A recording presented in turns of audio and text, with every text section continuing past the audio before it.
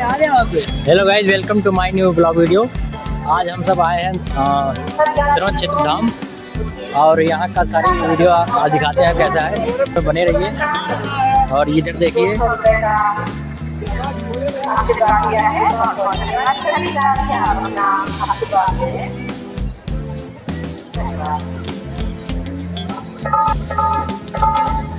और ये हैं हमारे भाई शिवम जी। तो गाइस इधर देख सकते हैं झूला लगा है और इधर नदी बह रही है, इधर सारे लोग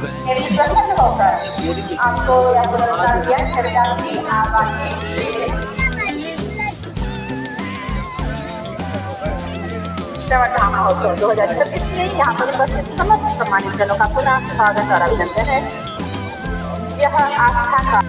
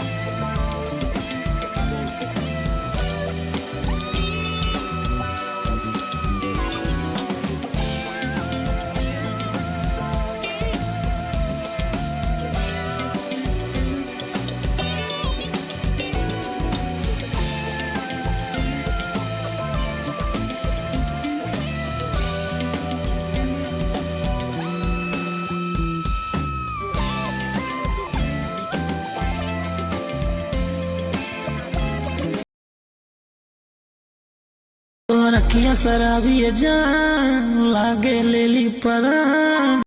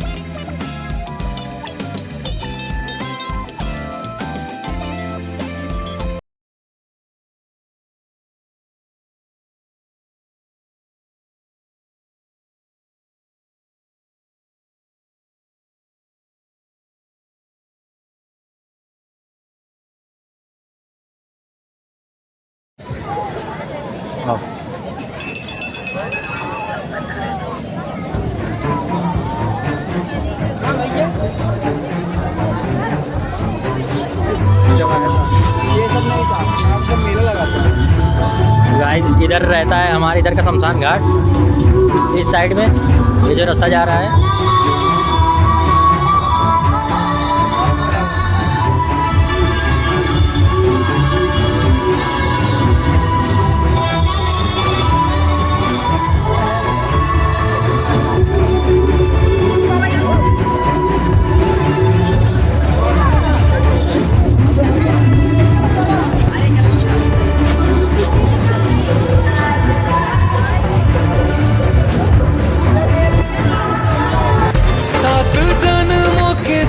कट जाएंगे आज।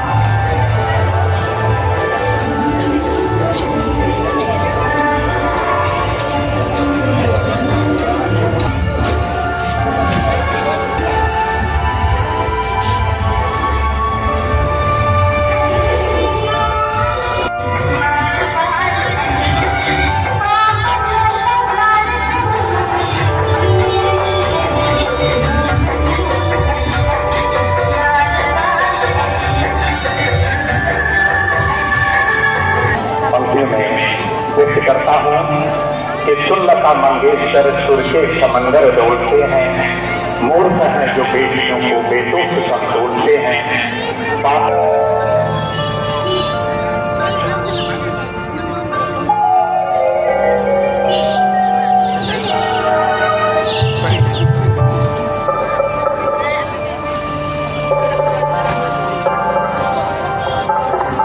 गीत के बोल है नगरी ओ अयोध्या की, ये फरमाइश है, उसी के आधार पे अपन आज अपने गीत उठा ले मुकाटा डाटा जे धरी प्रस्तुत करने जा रहे हैं।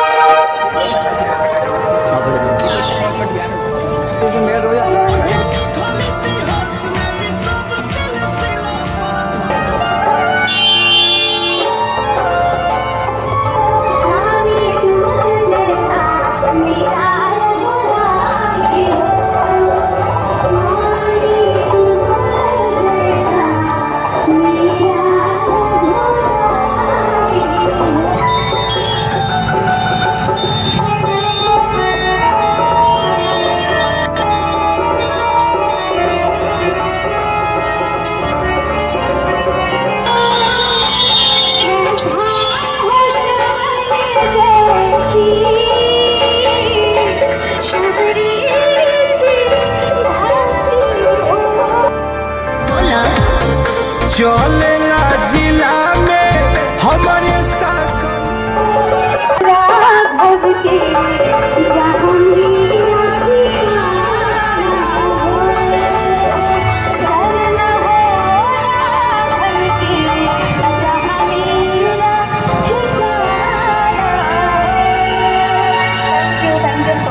वाह क्या बात है, इस बेटी के लिए दो शब्द में लगता है ये गीत प्रस्तुति का अंतिम चरण है।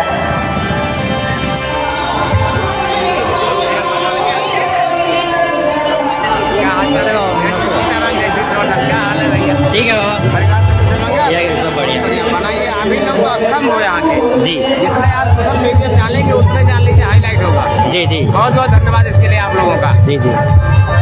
तो बाबा क्या आप बता सकते हैं कि जैसे ये श्रवण धाम यहाँ पर कैसे क्या पड़ा? अच्छा इतिहास, हाँ। बिल्कुल। जय श्री सीताराम, जय श्री श्रवण धाम। सबसे पहले आपके चैनल का आपका आभार व्यक्त करते हुए आपके दर्शकों का लाख लाख स्वागत, वंदन एवं अभिनंदन करते हुए उनके उज्जवल भविष्य की कामना करते हैं। ये त्रेता युग की बात है, जिस समय चक्रवर्ती सम्राट महाराजा दशरथ जी का अंतिम समय चल रहा था। भगवान श्री राम जी के वनगमन के बाद वे अपने तीनों रानियों को बैठाकर उनसे कहते हैं कि हे रानी, अब तो मेरा अंतिम समय आ गया है। पूर्व में मुझसे जो पाप हुआ, अपराध हुआ, उसको मैं आप लोगों को सुनाना चाहता हूँ और प्रायश्चित भी करना चाहता हूँ। वो कहते हैं कि जब मैं युवा अवस्था में था तो मैं रोज जंगल में शिकार खेलने के लिए जाया करता था। एक दिन की बात है तो मैं शिकार खेलने के लिए जंगल में जाता हूँ और शिकार न मिलने के कारण अयोध्या से लगभग 54 किलोमीटर दूरी तक वन में भटकते भटकते उनको कोई शिकार नहीं मिलता है। वे कहते हैं उसके बाद हम थक चुके होते हैं और इधर मातृ भक्त महात्मा श्रवण कुमार जी अपने अंधे माता पिता को कांवर में बिठाकर चारों धाम की यात्रा के लिए निकले थे और वह यहीं पे आते हैं। या श्रवण धाम नाम पहले नहीं था, ये प्रमोद वन था। बहुत ही भयंकर, बहुत ही घना जंगल था, जिसको लोग इतिहासों में इसका प्रमोद वन के नाम से जिक्र है।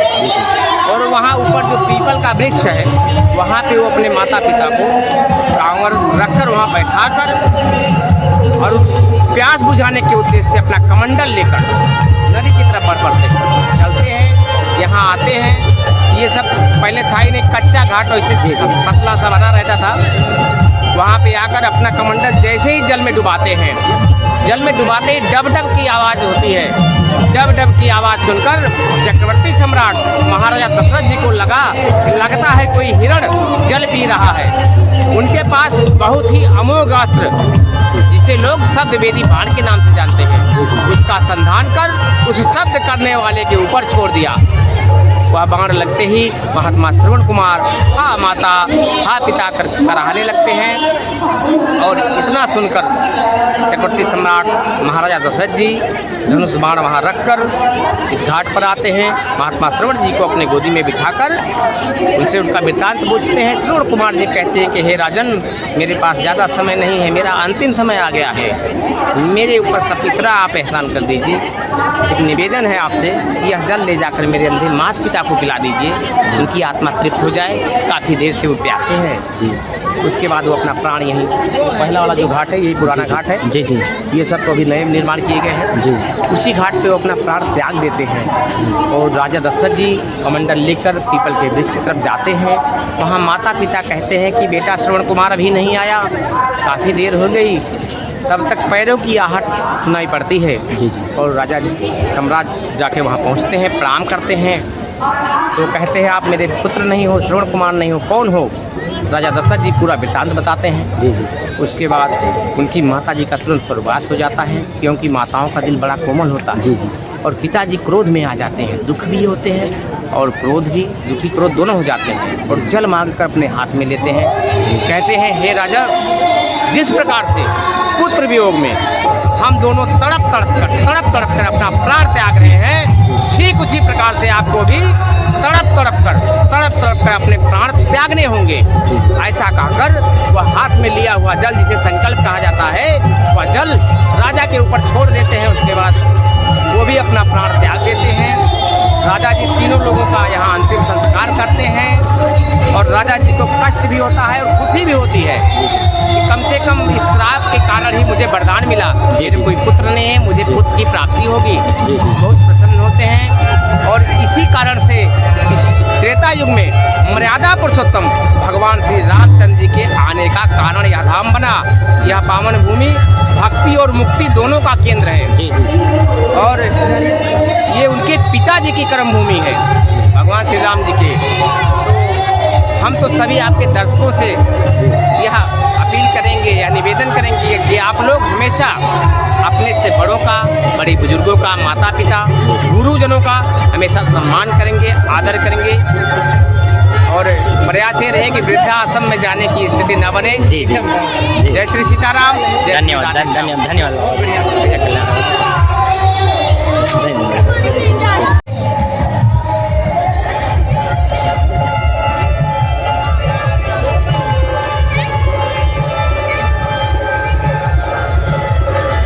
जिंदगी के लिए और क्या चाहिए।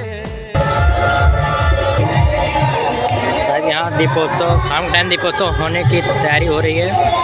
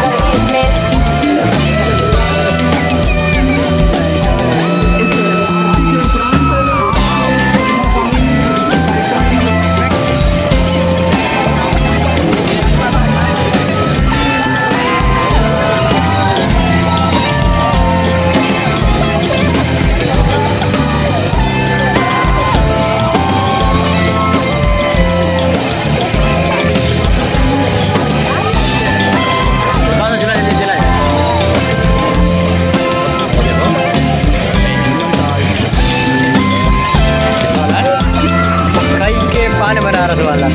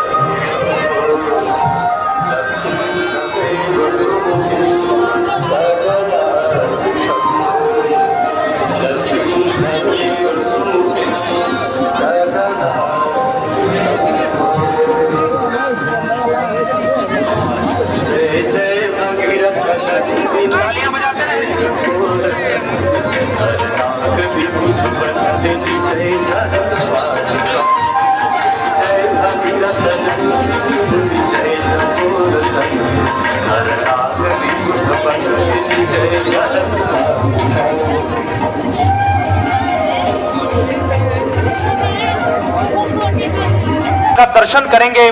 अमित दीक्षित जी उपस्थित हैं, उनकी पूरी टीम आज की सबसे प्रमुख प्रस्तुति के साथ प्रमुख सांस्कृतिक मंच पर उपस्थित होगी, जहां हम सभी लोग उनकी